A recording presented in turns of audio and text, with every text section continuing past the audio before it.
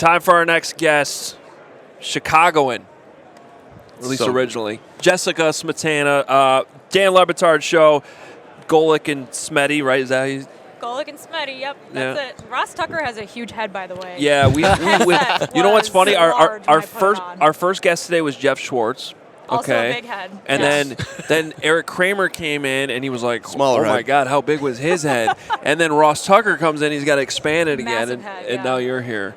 Smaller head. Thank you for having me. Yeah. Thank you for being here. Slightly smaller. I was only in the NFL for 1 season, so. I have a huge man crush on Stu Gatz. Really? I do. Well, he's here. I Have know. you had him on yet? No, I want to find him. Oh, because his daughter goes to Northwestern, so Does he? he's got a Chicago connection. Wow. Yeah. Is he as nice when you're like not doing the radio as he is like as funny as he's on the radio? He's this exact same. He will promise you something and then not follow through. Just the same as on air as off air. I respect that. I heard he was interviewing the media that was in line for the Fox Media Day yesterday. Yeah. It sounded like a good... Full of good bits. Yeah. That's Stu Gatz for you. We'll give him credit for that. Yeah. So people should be following you on social media, which, I mean, I already do, and you're a big Notre Dame fan too. But at Jessica_Smetana, because you're hilarious on social media. So you're originally from Chicago, but you're not really a big Bears fan. Is that right? I have been mocked and ridiculed my entire life for not being a Bears fan. Okay. So I grew up just outside of Chicago. Is this why you're wearing green? The green's a Notre Dame thing. Okay. I'm not a Packers fan. I'm not going to say that. That would be absurd if I came on the show and said that. No, I grew up outside of Chicago. My mom was from Pittsburgh. So I was kind of like forced into Steeler fandom early on. And in high school, I used to get made fun of all the time because the Bears and the Steelers were only going to play like once every 3 years. And they played when I was like a sophomore in high school, and the Bears won. And I think they won 3 years after that, too. Like, the Bears and the Steelers regular season, the Bears have come out on top a lot recently. They really have, yeah. Other than the game last year that there was that penalty in Monday Night Football. Oh, that stupid taunting thing. Yeah, I mean, I enjoyed it. Else. But I got made fun of for being not a Bears fan, even though the Steelers were way better as a team. They won the Super Bowl in 2009. But... like 5 years ago, the Steelers kind of were on a downward trajectory, and the Bears were like actually good for once. So I decided I was going to just kind of pretend to be a Bears fan for a while, and it stuck. So I do enjoy the Bears, but kind of as a bit. You know what's funny? Bringing up that game. Well, it's a good bit. I mean, I can kind of jump on the bandwagon and pretend like it's, there's not much to jump on there, but that's exactly right. The Steeler game last year is actually interesting because that was the one in the disastrous rookie season that Justin Fields experienced. He played really well in that game, and it was Monday Night Football. The Bears should have won that game. They should. You got to admit the taunting penalty was ridiculous. It was absolutely ridiculous, but I was quietly cackling to myself as I watched it in bed because it was like midnight when that game finally ended. Just the logic of the NFL referees being like, journeyman edge rusher. This was Cassius Marsh, who probably most people have never heard of. Yeah. Nope. You're going to make the biggest play of your career on Monday Night Football, and you're not allowed to celebrate it. Right. And if you do, we're going to throw a penalty, and your team's going to lose. Just the logic involved in that is so ridiculous. And to the NFL's credit, I don't know if you guys noticed this, they really don't call taunting anymore.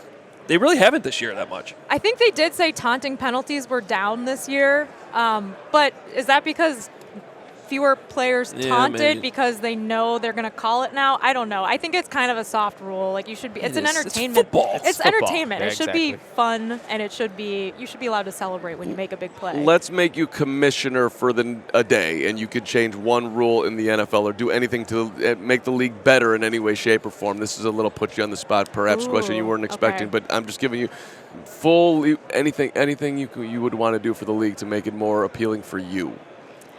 I mean, it would probably be something along the lines of like let's do some more smack talk. Let's do some more celebrations. I know they finally changed the celebration rule like 4 years ago, and I think it made it a more enjoyable product.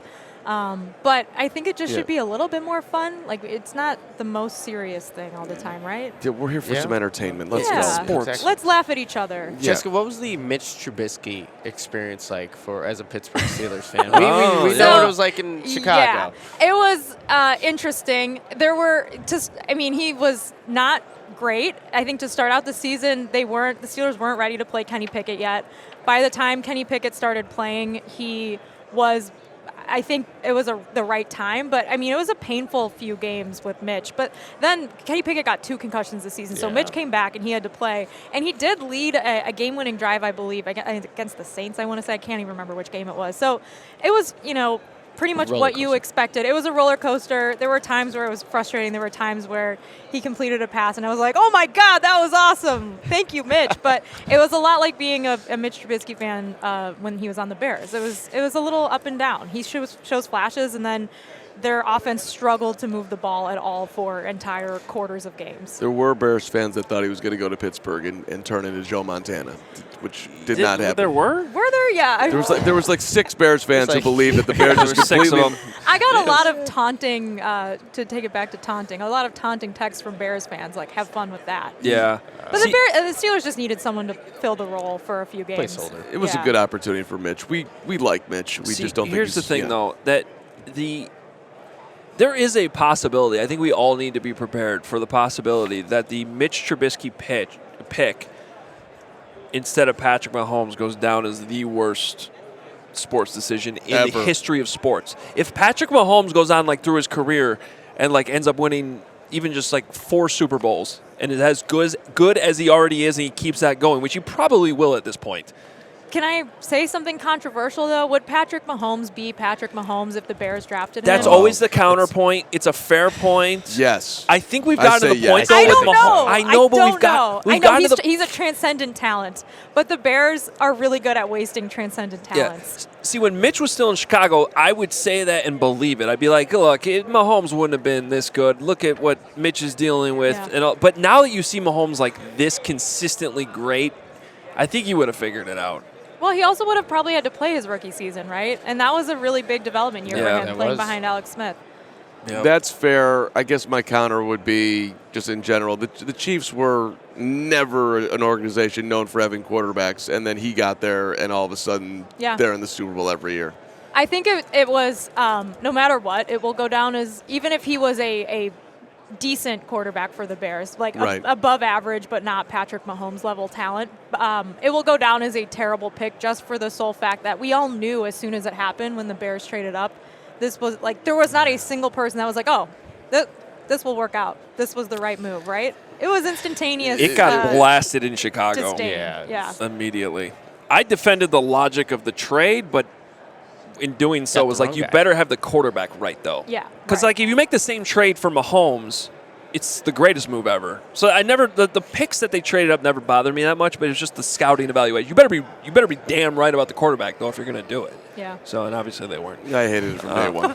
Yeah. Fair enough. Steelers got T.J. Watt in that draft, I believe, which was would have been a good pick for the Bears, It's a good rub-in. And you're here with DraftKings, too, right? I'm here with DraftKings. Yes, I host a show with Golic and Smetty.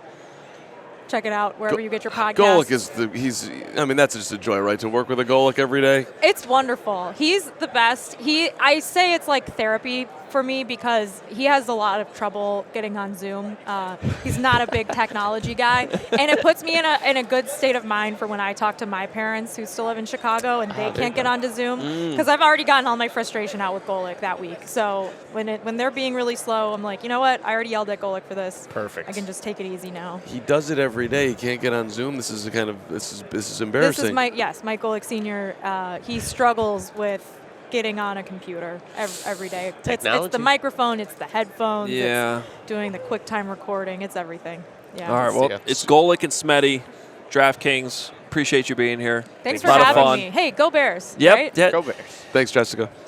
See, we had other guests say, though, said it with a little bit more enthusiasm than that. Wow. I think that was about as enthusiastic as you're going to say. That's fair. That's fair. Go Bears. How's that? There you go. Thank you so much. Go the Bear on Hulu. Better than the Bears. Oh, the Bear. Oh, I could do a whole. We could do a whole. You want to restart the interview? We could start it all over and do the whole thing on that. It's episode 7 is like the greatest piece of TV ever. I agree with that. All right, go Bear. All right. Bye. Thank you so much. Thank you.